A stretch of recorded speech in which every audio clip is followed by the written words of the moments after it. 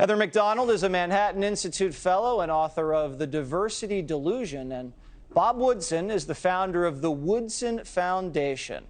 All right, so Bob, you saw some of that stat sheet that I ran up at the top there about income levels. How would you explain that, and do you think the Democrat Party policies play a role in it? Well, first of all, thanks for having me on, Jesse. The reality is otherwise. It's really demeaning.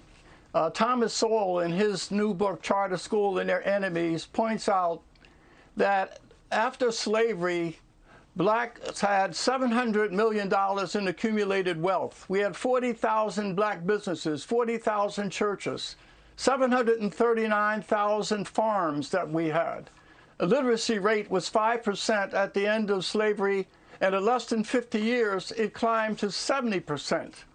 And in the past 50 years, in all of the social indicators, labor force participation rates, home ownership, marriage, blacks increased and improved throughout that period. And so it was because of their embrace of the American dream and the principles, the foundation of faith, family, and self-determination. These were the drivers, the principles that were used to resist and push against slavery and discrimination.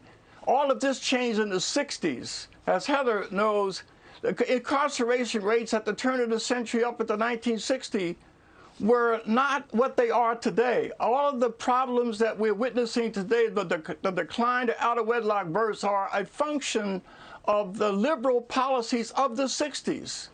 What racism and slavery could not achieve, so-called progressive policies of the 60s did promote the kind of decline that we're trying to face now.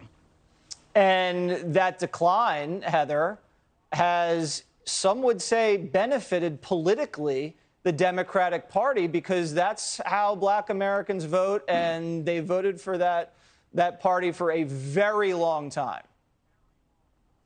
Well, the proponents of white privilege theory have a whole lot of splaining to do, Jesse. By my count, that's 7 non-white groups that are ahead of whites in household income. They can't all be faking it as pretend whites. America has to stop apologizing for phantom racism. This is not a racist country. Here's what explains those success rates: very low rates of illegitimacy, high rates of bourgeois values. The kids in those households that are doing so well, here's what they're doing. They are studying. They are paying attention to their teacher. They are working hard. Here's what they're not doing: gang banging, getting involved in drugs, dropping out of school.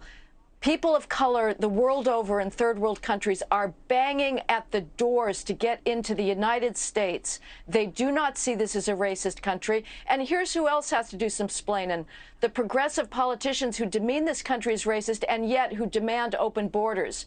If this is such a racist country, why are they insistent that we have an endless flow of people from third world countries into this hotbed of racism? Talking about phantom racism distracts us from the real problems, which Mr. Woodson talks about, knows so well: bad policies, but above all, a breakdown of culture. That is very, very true. And you mentioned Bob and his writings, and I have Bob's book next to my bed, right on the dresser. And tell us again what the book is called, Bob. There are 2 books. Red, White, and Black. That's it. Rescuing America from Revisionism and Race Hustlers, and Lessons from the Least of These. These are books that describe black capacity. You know, Jesse, the slave owners saw blacks as property. Democrats see them as pawns. All right. Still being used. And they're willing to sacrifice black bodies to promote black votes. And that's the real sin that we're witnessing and have to contend with. All right. Thank you very much, Heather, Bob, as always. Thank you. Hey, Sean Hannity here. Hey, click here to subscribe to Fox News YouTube page and catch our hottest interviews and most compelling analysis. You will not get it anywhere else.